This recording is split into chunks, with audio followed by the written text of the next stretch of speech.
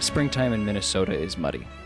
The snow melts, leaving water which mixes with dirt that sticks to every possible surface on your being, especially when there are no paved roads in Minnesota. So you were pretty much going to be dirty no matter what you were doing. On March 31st, 1851, in many ways it was like any other spring night. Unless you were Governor Alexander Ramsey, who that night was surrounded by armed guards trying to protect him from a mob rumored to appear to burn him in effigy. There was this rumored attempt on his life because he decided that mixed-blood people should be allowed to vote in the territory. I'm Sam Temple. This is the 1855 History Podcast, where we talk about Mary Lethert Wingard's book, North Country. North Country does a great job of tracking Minnesota's history from as far back as we know, up through and in the aftermath of the U.S.-Dakota War of 1862. Mary Lethert Wingard does a great job, and we hope you will read this book along with us. And by us, I mean myself, Sam Temple, and my producing partner, Logan Ledman. Logan, how was my Rod Serling impression there? Well, actually, in some ways, we enter the Twilight Zone in Minnesota in this chapter. We talk a lot. Well, what we'll discover in Chapter 9 of North Country is that the Minnesota of the 1850s, just after it's become a territory, but before it becomes a state, is completely unlike Minnesota of 5 years earlier, and completely unlike the Minnesota that will form after statehood. This is a society unlike anywhere else in the country, and unlike anything in this plot of land has seen before. So, like I said, we're talking about last episode. Minnesota became a territory, and the treaties of Traverse des Sioux and Mendota took millions of acres of land from the Dakota people in a process filled with fraud and bribery and all those lovely things. And now Absolutely. The question is, what are we going to do now that the United States has generally spread its control across the entirety of the territory? And it turns out that there are some difference in opinions among crazy. The Americans. Yeah, crazy that. So what you heard earlier was a depiction of what took place on March 31st, 1851. That was the day that Governor Alexander Ramsey had signed a bill that basically gave part indigenous and part white people the right to vote. So that's pretty good. But not everyone was in favor of that. And the political fate of mixed-blood individuals, or half-breeds, as they're sometimes called, or métis, it changes with the political winds. So sometimes it's useful to count mixed-blood people as white when you need to say you have a large amount of white people in this land, and sometimes it's better for them to be indigenous. It's better for them to be Ojibwe or Dakota. And that all depends on the political winds. And there's this other sect that in a lot of ways would be in the same voting block as the indigenous people, because they were in the fur trade. And so the fur traders and the indigenous people are sometimes lumped together politically in territorial Minnesota. And then everyone against that would be the anti-fur. So you've kind of got the fur and the anti-fur factions within Minnesota politics. And in terms of political parties, you've got the Democratic Party, which is where a lot of the fur trade is and a lot of the political interests are. And then you've just got, much like the ground in Minnesota on that spring day, it gets a little muddy. Between the Whigs and other third parties, it's just a mess. But so it's mostly a Democratic stronghold, and the political infighting of the Democratic Party tends to determine which way the territory will go in the 1850s.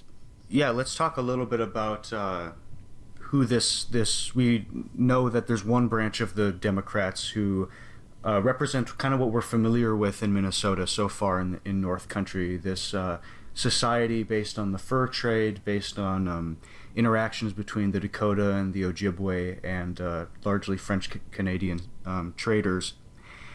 But there's also this, especially in the years leading just up to and after the creation of Minnesota Territory, a group of Yankees or more Anglo types, folks descended from long ago British settlers who made their marks in Vermont, New Hampshire, New York, Massachusetts, and have, broadly speaking, entrepreneurial dreams now that America has set its flag in Minnesota Territory.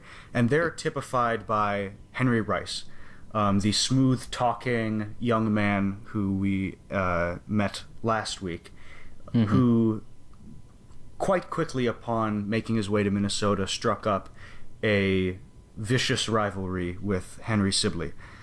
Something that's kind of interesting is that listeners who paid attention a couple episodes back will remember that Henry Sibley, in his own way, was representative of encroaching American settlement, just 30 years ago. But in the 1850s, Henry Sibley has identified himself with the mixed blood people, with the French-Canadian traders, and Henry Rice now represents the further encroachment of deeper Anglo kind of elite entrepreneurial settlement. He's a big booster of St. Paul and St. Anthony, what will become Minneapolis. He has deep support and deep ties among this kind of business class who are not only suspicious of the Catholic leanings of the fur trade class and Henry Sibley's type, but also there's a racial undercurrent that is going to be a central focus of this episode and this chapter. Absolutely. In that they're also suspicious of that mixed blood. Yeah. So on the one side, you have this anti-fur, this really strong. So on the one side, you have the Yankees, and on the other side, you have the Mets. Sorry, the Matisse. Thank you. That was why I was chuckling to myself before. I was trying really hard to see where I could get a Yankees and Mets thing there, and Matisse was just slapping me in the face on the page there. As Winged writes on page 229, political contests usually devolved into confusion, pitting one faction of Democrats against the other, with Whigs and Independents attaching themselves to one or the other in ever-changing allegiances. These uncertain, shifting alliances made for rancorous political campaigns in which an excited and seething madness possessed the people. She writes later down on the page, at the close of the 1851 campaign, when the 1851 legislature convened in Henry Rice's newly constructed brick hotel in St. Paul, the legislatures, let alone their constituents, could scarcely sort out enemies from alliances. So politics in 1851 are very messy. But it's not just the politicians. There's also the press. There's about, let me get this number here, 7 billion newspapers in Minnesota Territory at this point. I think there are literally more newspapers than people. You know what? It's somewhere around there, to be honest. Everyone's got a day job where they go in and work at the newspaper, and then they've got that side business. They've got the hobby where they also work at a newspaper. That's pretty much, yeah. That's most of what's going on at the time, and it's bad. It's slanderous. I mean, we think things are ugly now, but they've really never been clean. Again, mud. Logan, this wasn't planned. We weren't going to have a mud metaphor. No. This just came out naturally. A result of the rain mixing with the dirt to create mud. Anyway. Incredible. Well, how could it not be muddy when people are calling public officials a sore-headed dog, claiming that they push the territory into the depths of degradation steeped in the foul pool of political corruption, calling people men utterly destitute of moral principle, manly bearing, or even physical courage. It's really incredible. And James Goodhue, who we talked about last week as a man who was in the thick of the Treaty of Traverse des Sioux, is he really gets down and dirty. Why don't you tell us a little bit about his so encounter? James Goodhue was made some disparaging remarks in his newspaper about a local judge. He called him a sot, a brute, an ass, a profligate vagabond. So his brother, the judge's brother, stabbed James Goodhue. And as he's writhing on the ground, probably his blood mixing with the mud, Nice. Bloody mud. Good. James Goodhue shoots the guy who stabbed him twice. So they're both just very Incredible. hurt and injured on the ground. It was a public encounter. So James Goodhue decides to move on from newspaper editing after that. Right. But that was just, I think, the perfect manifestation of the ugliness of politics and how the press was involved in those early days. And a great point, by the way, to both of these men, probably Democrats again. Just to make this clear, this is happening within one party in control of Minnesota, essentially. Just that red hot vitriol. And we'll talk about this more, but in terms of political outcomes, there's not really a lot of distinction between the branches in terms of what their ideology is, what policies they want to pursue.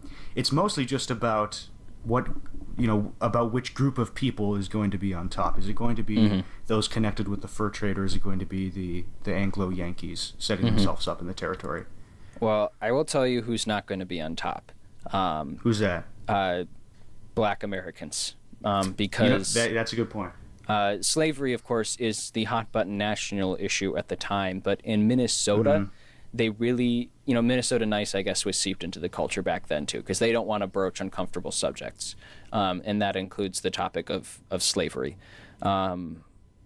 Because it is largely a Democratic territory, there isn't a super strong abolitionist bent in the early days, at least. And more of the question is about how Minnesota reacts when other states put their problems on them, like fugitive slave laws. Like when you perhaps are a slave owner and you come into the territory of Minnesota. So that sort of thing. It wasn't until the creation of the Republican Party that there was a strong abolitionist movement in Minnesota.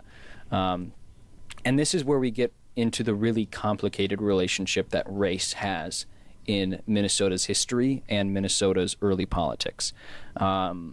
This is one of the most fascinating things that Mary Wingard writes about. Yes. I just want to say. So, yeah. Yes. Let's jump into it. Yeah. So this episode started off with enfranchising people who are indigenous and white. And they're in this tricky situation. We've talked a lot about the Métis folks at Pembina. We've talked a lot about we've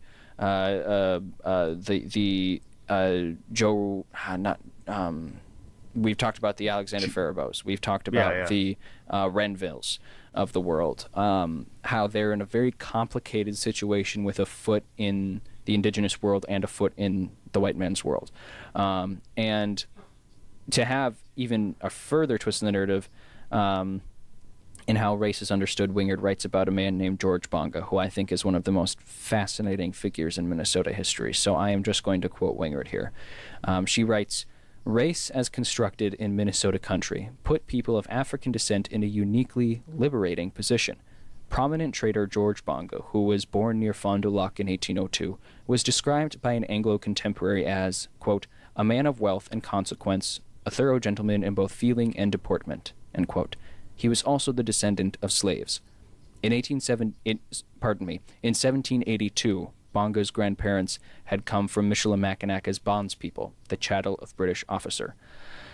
Freed upon their owner's death, the Bongas remained in the Northwest. Their son Pierre and grandson George both married into the Ojibwe tribe and built reputations as well-known and highly respected traders.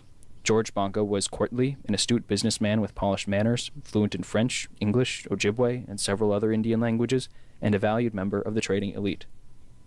The Indians, to whom he was kin by both birth and marriage, viewed him simply as another version of European, a, quote, black Frenchman. Among the traders, Bonga's color did not seem to to diminish his social status, though they surely recognized him as black. The trader appeared more African than Indian. Nor did Bonga mark himself as racially distinct. As historian William Green observes, quote, he, quote, probably viewed his blackness as incidental, end quote. Looking back on his early years in the North without apparent irony, Bonga once famously declared, "Gentlemen, I assure you that John Banfield and myself were the first two white men that ever came into this country." As retold decades later, Bonga's statement was recounted as an amusing anecdote, part of the colorful lore of early Minnesota, testament to the profound changes the 1850s wrought in the meanings ascribed to whiteness. So that is just a fascinating anecdote and individual in Minnesota's history. And it shows just how unique, like you said, Logan, things are in Minnesota versus anywhere else in the country, and how unique Minnesota is even in the early 1850s versus the later 1850s in how its populace considers race. Right, exactly, because like Wingard says, race is, it's a construct that is mostly used in Minnesota to determine who is indigenous and who is white, that's the kind of binary there. And so the small number of black people in Minnesota often bring some confusion about where in that they reside, and mostly it ends up being about whether they fall on the white side or the indigenous side. We just talked about George Bonga, who fell more on the white side in the way he lived, and the means by which he communicated himself with the world. But there's also people like Joseph Godfrey, who was purchased by fur trader Alexis Bailey, who was married to Lucy Faribault. We know Alexander Faribault is one of the more prominent mixed-race fur traders, and his sister, Lucy Faribault, was known as a brutal owner by all accounts.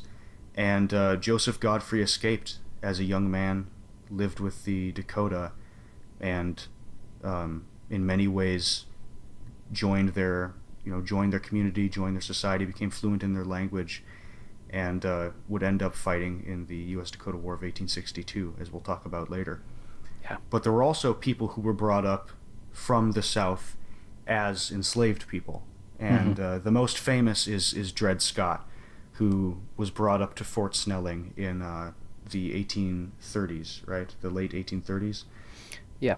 Yes, from 1836 to 1840. And several years later, for a variety of reasons, mostly the unique pressures, it would have been really difficult to sue for freedom in Minnesota in the 1830s. So, and Wingard makes kind of the sad case of, if you're going to sue for freedom, don't do it in Minnesota. At least not Minnesota in the 1830s or 40s, because if you're free, there's not like there's a lot of infrastructure. It's not like there's a lot of place to land on your feet. It's going to be cold. It's going to be hard to survive. Pretty much.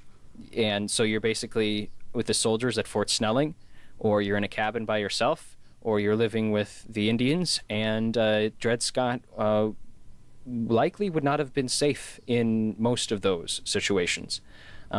So he did not sue for freedom until quite a bit after. But he did, because on the books, Minnesota was, a free area in which slavery was technically illegal. But Dred Scott is testament to he, like dozens, I believe, a total of hundreds of people, taken all together across the decades, were enslaved in Minnesota. Plenty of them born into slavery.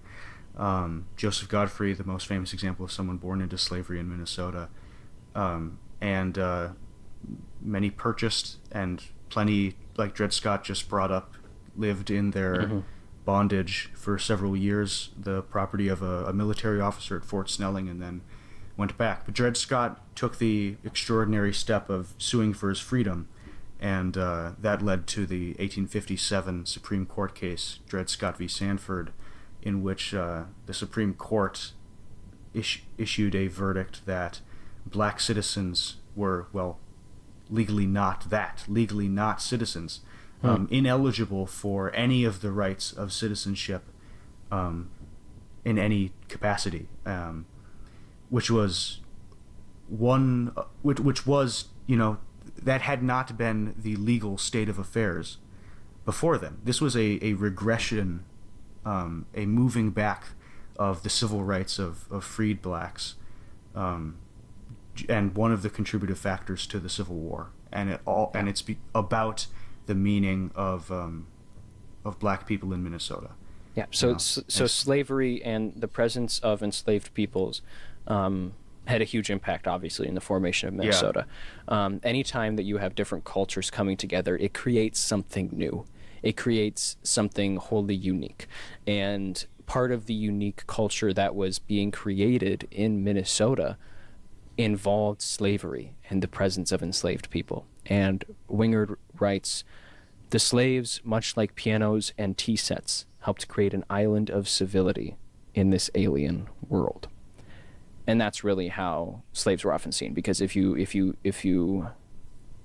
own another human being, you have some amount of wealth. And if you travel with a human being that you own,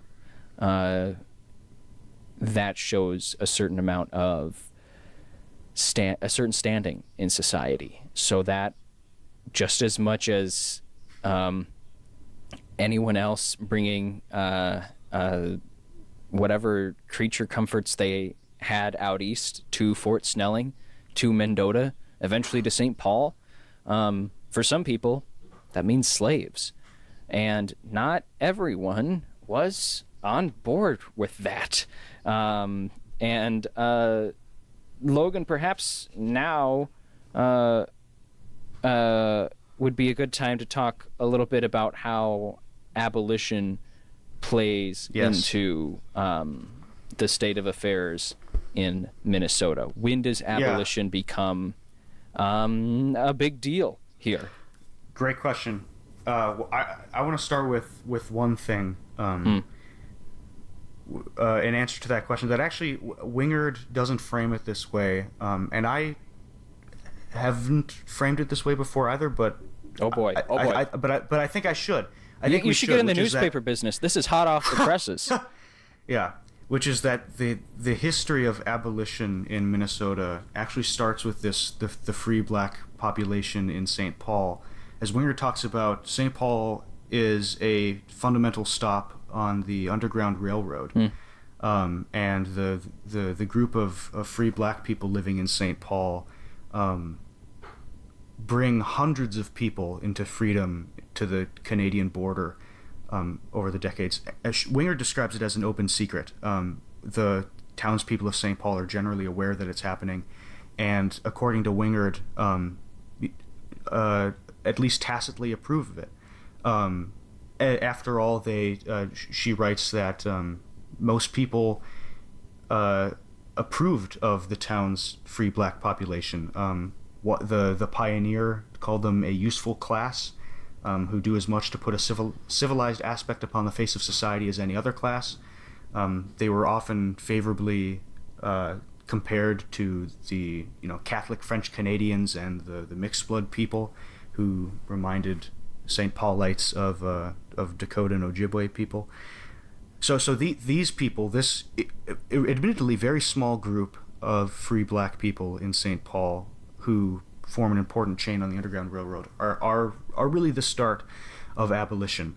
But one of the major steps in pushing it from the free black population to a broader political movement on the electoral scale in Minnesota really starts with one man whose name is John Wesley North, from New York. He's a lawyer at the time. Wingard has a great line about him. He's not a particularly successful lawyer because he spends a lot more time giving speeches about slavery, and that is very accurate. He goes to Wesleyan College, where he becomes fervently anti-slavery and abolitionist. And he, we could get into all the weird details of John North's life, but the main thing to know is that you really can. The John North episode of 1855 available on YouTube. That's correct. So that's highly recommended. But for a variety of reasons, he ends up getting hitched actually to Franklin Steele, who we've met before, the sawmill operator and wealthy Democrat living in St. Anthony. But John North kind of pulls one of the great turnarounds in Minnesota history, one of the enormous surprises when Franklin Steele hires him as a lawyer and builds him a house actually in St. Anthony. And John North immediately gets to work. He looks at we've talked about the Minnesota Territory as this democratic stronghold, kind of a democratic monopoly on the political establishment. John North sends out a ton of newspapers back east, letting people know about how beautiful Minnesota is, how the land is filled with bounty and great mud, and the mud is like nothing you've ever seen. And he sends out these letters incredibly strategically. He sends them out to hardcore abolitionist newspapers. He sends them out to temperance, anti-alcohol newspapers. All of his connections from his anti-slavery days on the lecture circuit on the East Coast. And so within the next year, John North and his wife, Ann North, who both put in the work in spreading the word about St. Anthony, double the population of St. Anthony behind Franklin Steele's back, essentially. Almost entirely people who are opposed to the Democratic Party, people who are interested deeply in abolition, in temperance, in these Yankee reform morals.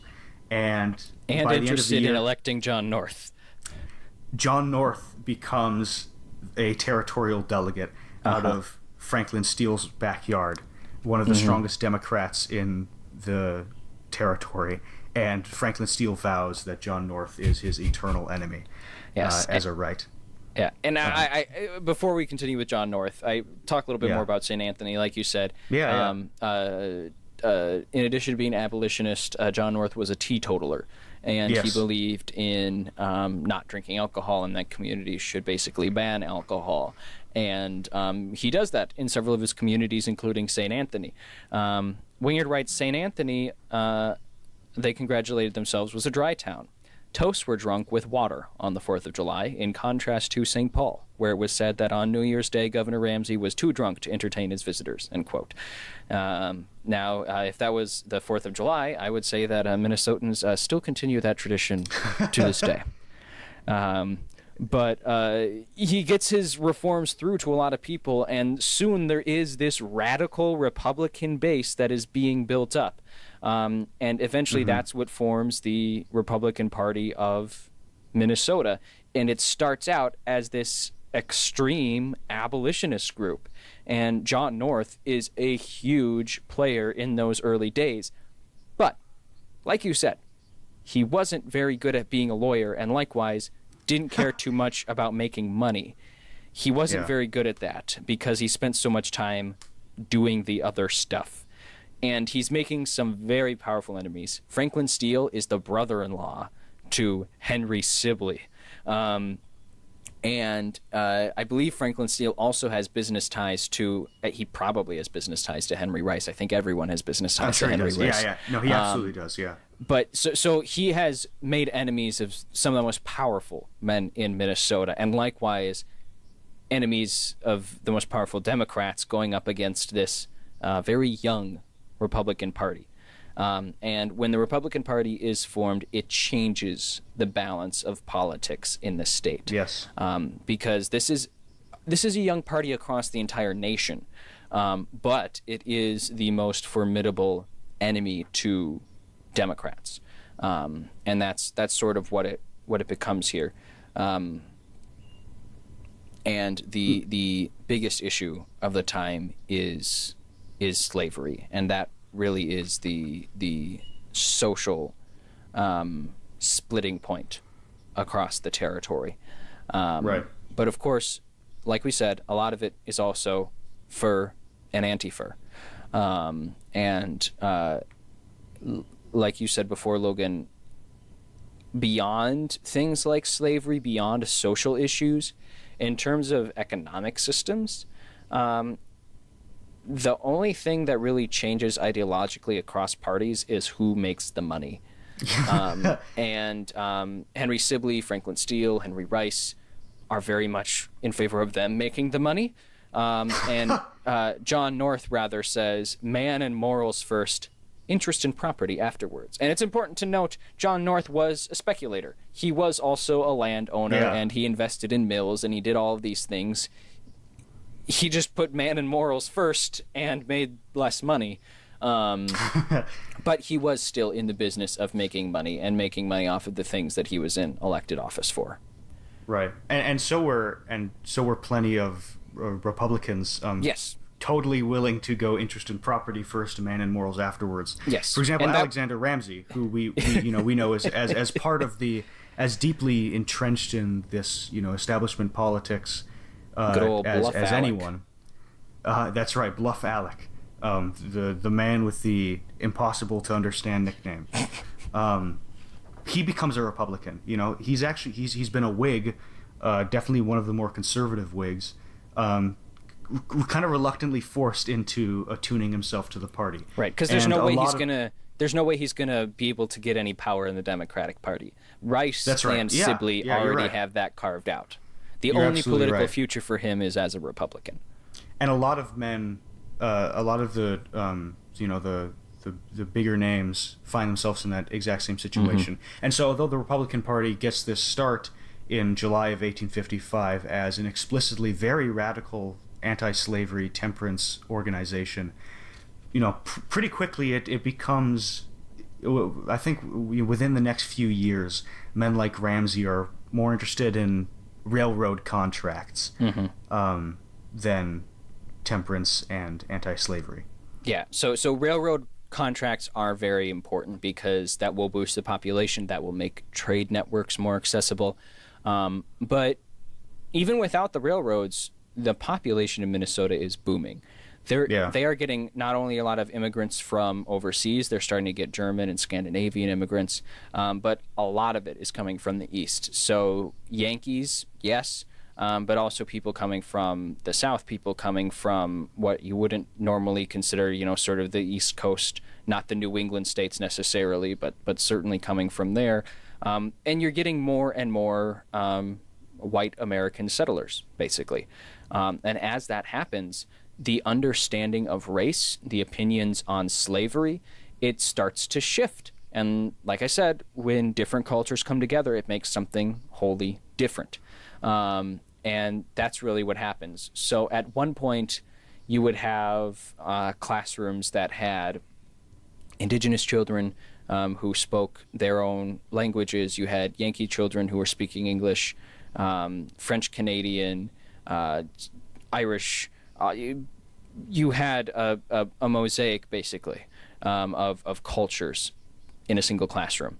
And Wingard writes on page 246, in a single decade, St. Paul had gone from a multicultural meeting ground where Harriet Bishop's students had confounded her with their diversity of language and appearance to a strictly ordered community where segregation of its schools by race was the desirable norm. And Wingard points out specifically a case where a black and white mixed race student was not allowed because they were part black, when that wouldn't have necessarily been the case in early years. And that's 1856. So even from 1850 to 1856, there is this enormous shift in how race is viewed in the broader Minnesota society. And that leads us to where we are in 1857, where the territory's population is over 150,000 residents. And that's quite a lot. Not just settling in what is today the metro area, not just settling in St. Paul, Minneapolis, St. Anthony, but moving beyond there to cities that are cropping up like Faribault or John North. He went to found Northfield. But people are going to Stillwater, Sauk Rapids, St. Cloud, Winona, St. Peter. There are these newer communities popping up where speculation is going absolutely insane. There's lumber, there's resources, there's farmland, but a lot of it is trying to find the places where you can snag up government contracts, because all across the state there are going to be counties, and at every county there's going to be a government. The government's going to need to hire people, they're going to need to hire lawyers, they're going to need to hire contractors and school teachers and everyone else. So there are jobs to be had if you can get in early, and you can get in the land business early. And that's what people are trying to get on board with. And if you're not owning land, you need some sort of skill. Maybe you're a farmer, maybe you're a blacksmith, maybe you're a lawyer who can do all the books. There's a lot of money to be had, and people are rushing like crazy to get in there. And the cost of land goes up. Like we said, speculation is the main business. Railroads specifically are the best answer. If you don't know the answer to something on a test, just guess railroads, because that's what people thought the solution was going to be for most of their problems.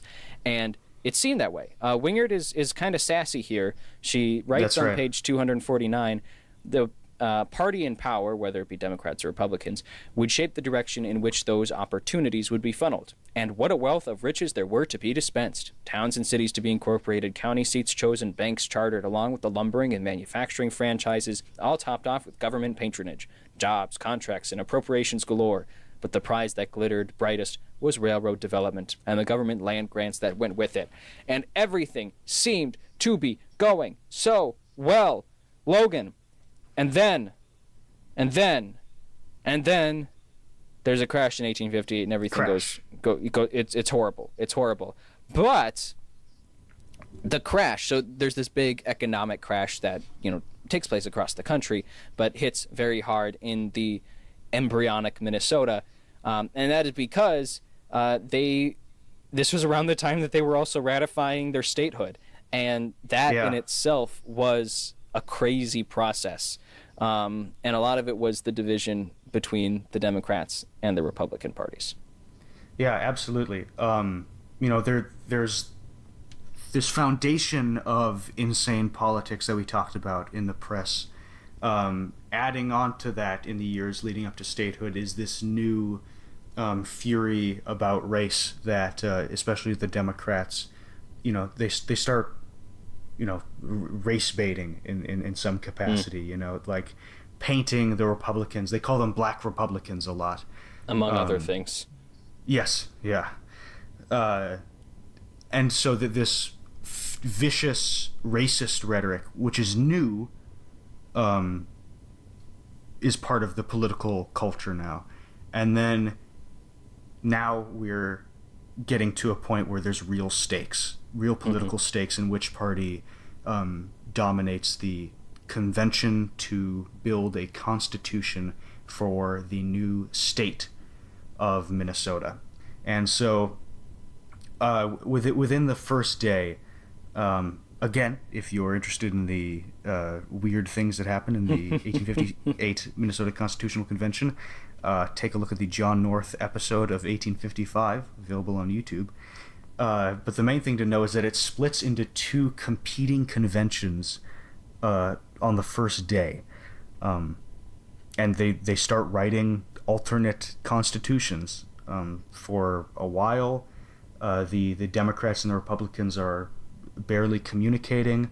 They're, tossing out rumors about each other. The Democrats believe that the Republicans are, they want to extend the vote to all non-white people, which John North argues for, but ultimately his fellow Republicans shut him down. And eventually, Stephen Douglas, the great Stephen Douglas, of national repute, the steps patron in, saint of Minnesota, as Wingard calls him, steps in and lets Sibley know, hey, if you guys keep up with this two conventions happening at the same time business, it's really gonna, that's not gonna look good in This is not how we do things. This is not McDonald's quality here. That's we have a brand, and we expect this poorly run government to be run the way that we run our poorly run government. Look at how great we are at Washington, compromising and prolonging the issues of the day that will ultimately end in a civil war. Get your act together. Yeah. I'm being a little facetious there. Sorry, Stephen Douglas. Oh, maybe a little bit. Stephen Douglas deserves it. Yes, he does. Yeah. You know what? I'm not afraid to say it. I'm not afraid to say it. Stephen Douglas, come at me. I'm not afraid of you. You can suck it, Stephen Douglas. It's nice to take a brave stance on a humble podcast like ours. I'm tired being quiet about this. I just, if you can't stand up against Stephen Douglas, then who can you stand up to? Yeah, a feckless vulgarian. That's right. I think is what we called him in it's what Steve Lawler called him in the play that we did. Yes. So a good term for him. Always good to insult Stephen Douglas when you get the chance. But in this case, he did have some pretty good advice, which would clamp down on the two convention business. The Democrats and Republicans form a compromise committee. Now things don't go perfectly. Former territorial governor Willis Gorman attacks Thomas Wilson with a cane, breaking his cane over the Irishman's head. But everyone manages to work through it. And they end up with two constitutions that only have 300 differences in punctuation, grammar, and spelling and syntax. The Democratic one is sent to Congress, and I believe the Republican one comes back. So everyone's kind of getting something from it. Sure. There's They fight over the Oxford comma, but essentially, the discussions that happen during this rancorous debate are, they're important for the history of the state. Like we said, the idea of non-white suffrage is debated in this convention, and the groundwork is laid for when, about a decade later, voters will vote to extend voting rights to non-white men. Things like there's a bizarre instance where some Republicans want to change the geographical limits of the state of Minnesota so that instead of our famous Minnesota today goes vertically, they were hoping to shift it to the left and have it extend horizontally. They were called East-West liners. The basic reason why is because communities like Pembina and a lot of mixed race communities that would vote Democrat were in the northern part of the state, but these Republicans, as Wingard writes, denied that they were driven by selfish interests and justified the proposal with arguments that ranged from the foolish to the absurd. They claimed it is always best to make a state as nearly square as possible. So just coming up with whatever they can, and so that gets at the center of both of the parties here are trying to create a constitution that will benefit their party explicitly. Yeah. And at the end of it, the Republicans don't really make any don't force any big concessions from the Democrats. They stick to this up-down situation. There's no extension of suffrage, no temperance laws, but they have asserted their might in some small ways, and they know that now they've built up a little bit more of a political infrastructure for the future. Sure. The Constitution is ratified in Congress, and Minnesota's a state. Minnesota's a state on May 11th, 1858. But Wingard writes the economy was reeling, state coffers were already empty, and it had shouldered a gargantuan debt as well. Not surprisingly, no celebration was held to mark the occasion, and that's because everything is going wrong. Because there's this huge economic crash. They've got a $5 million railroad loan to try and boost the economy. And Wingard writes, the situation in the rural counties was equally dire to the economic and banking issues in the cities. Adding to the sudden financial woes, hordes of grasshoppers had descended on central Minnesota in the summer of 1856, wiping out every growing thing for miles around.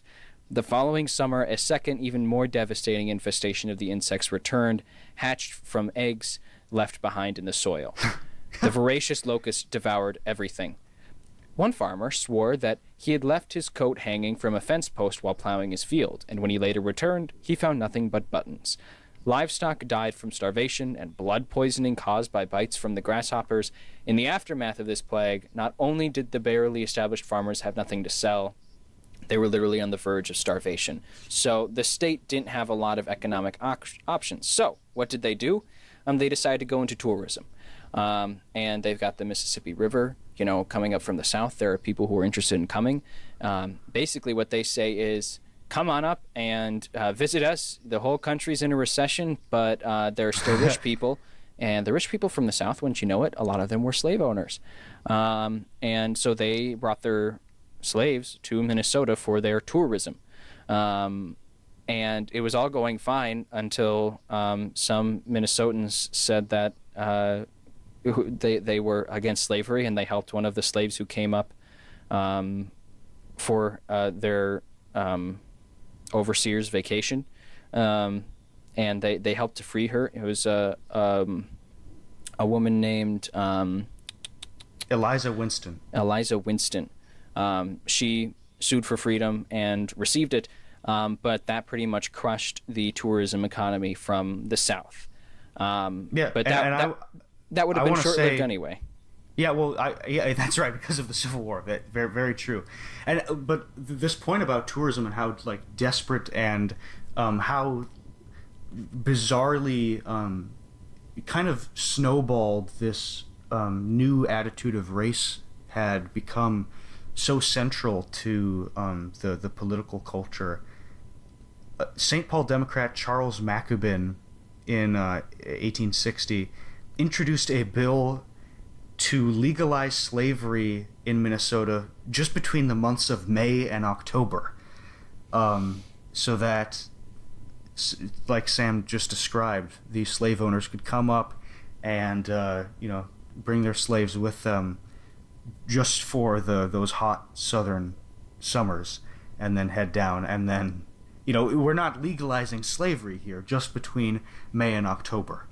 And the bill does fail, but it gives you an idea of how, in this situation where the entire national economy is falling apart, and Minnesota, as a result, is facing hard times. Many of the business elites are, they're desperate for money. Right. This new racial rhetoric has become more and more vicious, and this culture of racism is intensifying, and the Civil War looms just on the horizon. And that's right. The situation just after Minnesota becomes a state, and as it prepares for the two civil wars that will come its way. Right. So 2 civil wars, like you said. This chapter, playing for power. A lot of the reason that we have debates about race in Minnesota's history is because it affects power. It affects political power, economic power. Who's making the decisions about where the profits go? Who reaps the benefits of public policy? And that's why talking about race in the context of history is so important, because the people back then were talking about race in terms of those public policy decisions. And that had a direct impact on the lives of people living then and the descendants of the people who were living then. So we talked about 2 major shifts today. We explored some of the shift in specifically how Black Americans were viewed in Minnesota and how that changed over the course of the 1850s. We also talked about the continuing challenges of mixed-race individuals, who was considered an Indian and who was considered white. What are the implications of both of those? The issues of identifying who is Indian and who is white, and the issues of identifying who is Black, who is free, and who is not. Those are the issues that lead us into 2 civil wars. One in the state of Minnesota, and one across the entire United States of America. And we'll get further on that journey toward those 2 wars in the next chapter of North Country.